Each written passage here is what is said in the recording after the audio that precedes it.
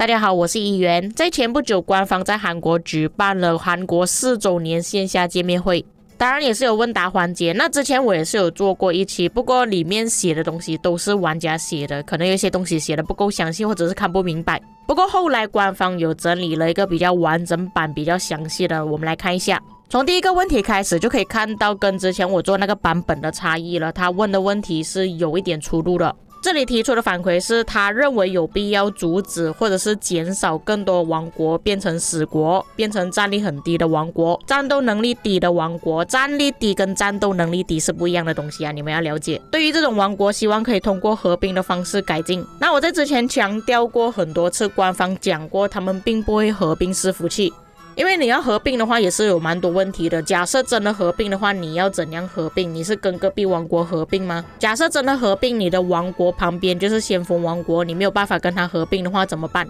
假设是选择性合并的话，你要选择哪一个王国合并？会不会那个王国也是有很多人抢着要跟他合并？就是有太多这种问题了，所以官方要考虑合并是比较难的，除非官方强制你跟哪一个王国合并啦。但是强制合并意味着有些玩家可能不太能接受这样子的方法，恐怕会引起一些玩家的不满。那我们来看一下官方这里回复什么东西。他们目前正在考虑积极完善移民制度，来鼓励更多的玩家移民。那这个东西记得我之前有去参加过线上圆桌会嘛，跟官方策划讨论。那我之前有跟他讲过，有没有考虑过要发放一些免费的移民令？因为那时候我们讨论的主题刚好就是王国流失太多人啊，王国需要清理更多的玩家，然后王国不平衡之类的。因为有些王国它是超级大先锋，有些王国是完全没有人，已经变成死国了。我跟他提议说免费发放移民令的时候，他有考虑过这个想法，但是会不会实行是另外一回事啦。有些玩家是真的想要移民，但是他们没有钱去购买移民令，或者是移民令的消耗费用太高了。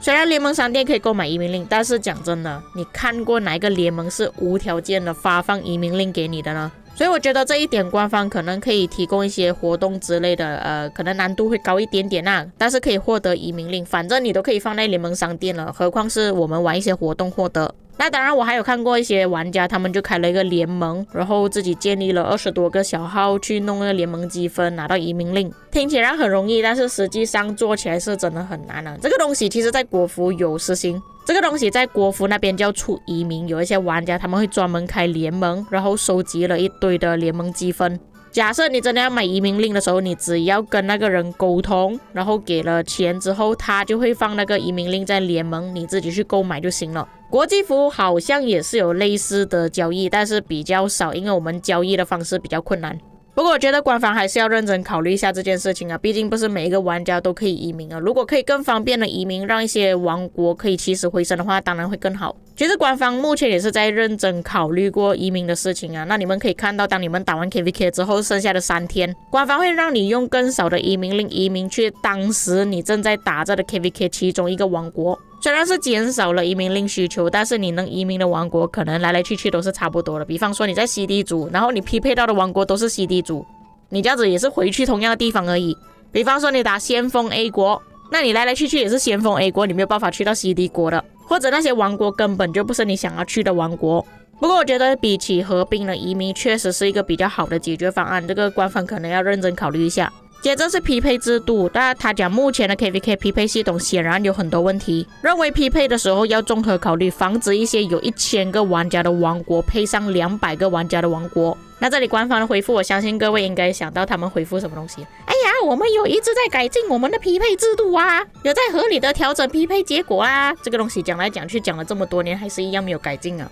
但是还是搞出了1093跟365那张地图，你们自己看这里的王国到底有多少个？就只有2个先锋，然后其他的王国全部都是那种小小的王国。你还跟我说你的匹配制度有改个屁，退！官方匹配的课题是永远都不能相信的。第3个反馈之前是翻译正确了，那新的玩家或者是回坑的玩家跟现在的玩家差距太大了，希望能够为这些玩家新增回归礼包、福利等等，鼓励玩家玩征服赛季或者是玩到征服赛季为止哈。为什么要这样子讲？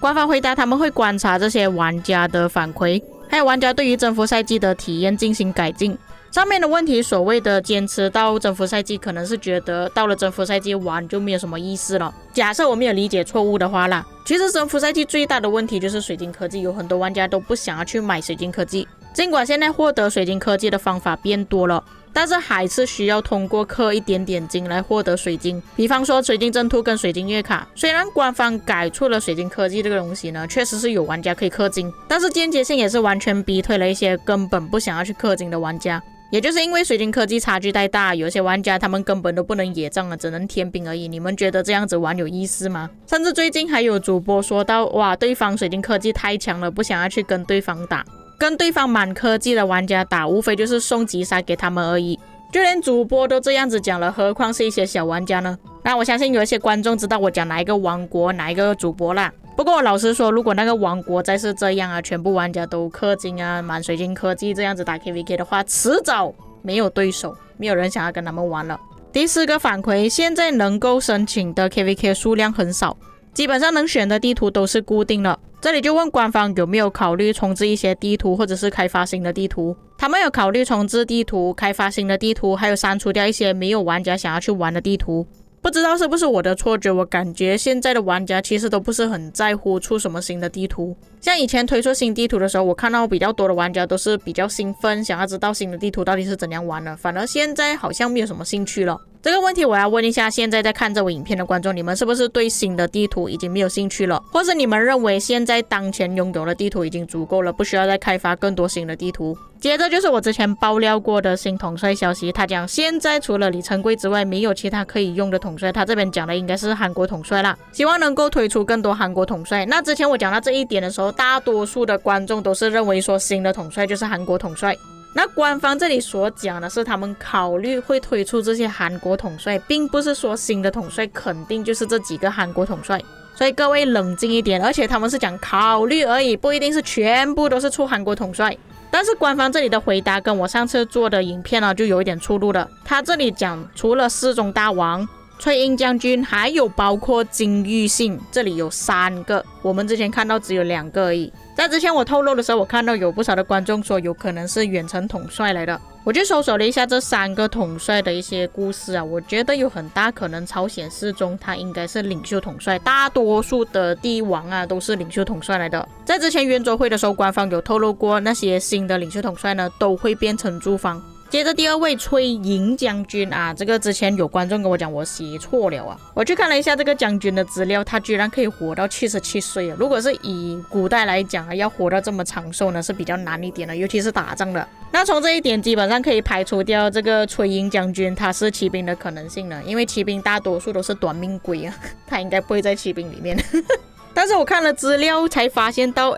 他的部下居然是李成桂哦，会不会有可能他是工兵来的呢？哇，假设他是工兵的话，会不会有可能他搭配李成桂有不同的效果？哇，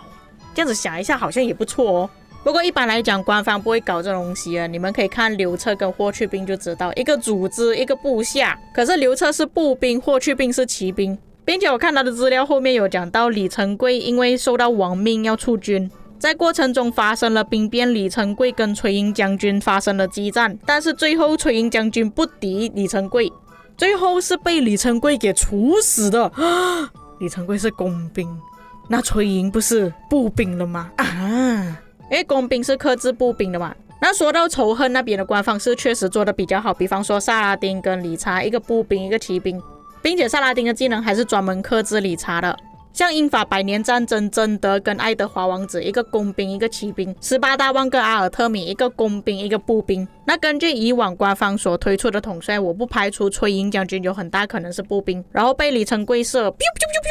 第3位统帅之前没有提过的，但是我看他搜索的名字有金有信或者是金于信，我看那个统帅的资料还蛮强的，他统一了3国啊，不是中国那个3国啦，你们不要误会。也因为他的贡献太大，所以还有另外一个尊称纯忠壮烈信武大王。尽管他不是王室成员，有可能就是那种普通的打仗将军，但是他晋升为王了，也是活得蛮久的，活到78岁。像这种战绩特别多的统帅呢，一般都是一些野战统帅。但是他的定位是在哪一个兵种呢？这个就比较难判断。但是能封到这个称号呢，我相信官方应该也不会设计太差，设计到很差的话可能会被一些韩国玩家骂。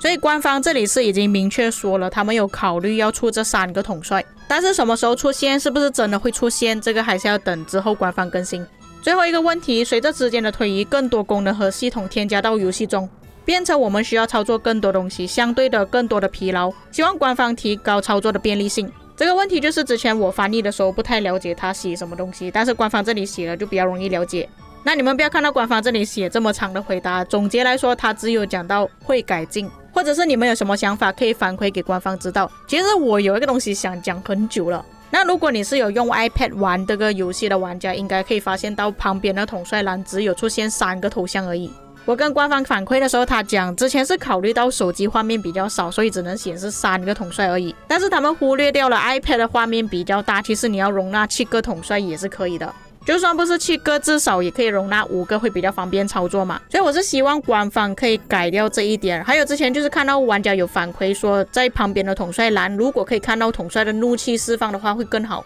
其实我觉得这些都是不错的想法。还有官方最近改进全选啊，可以勾选哪一个部队你要操作，这个也是不错。我希望这个东西大家可以多多去反馈啊，可以提升玩家的便利性。像刚刚我所提到的，因为我们有时候打仗人比较多，都是用点点打法，看不到你的统帅怒气到底是放了没有。我的好几个观众就有讲到，如果可以旁边看到统帅的怒气的话，这样子会更方便操作。所以有很多玩家其实想法都是很好，但是你们要勇敢跟官方客服讲，只要他们收到足够多的反馈，他们自然就会更改了。那以上就是韩国4周年线下见面会的一些 Q&A， 各位有什么想法可以在评论区留言，如果有什么翻译错误的地方可以在评论区帮我补充。我们下个影片再见。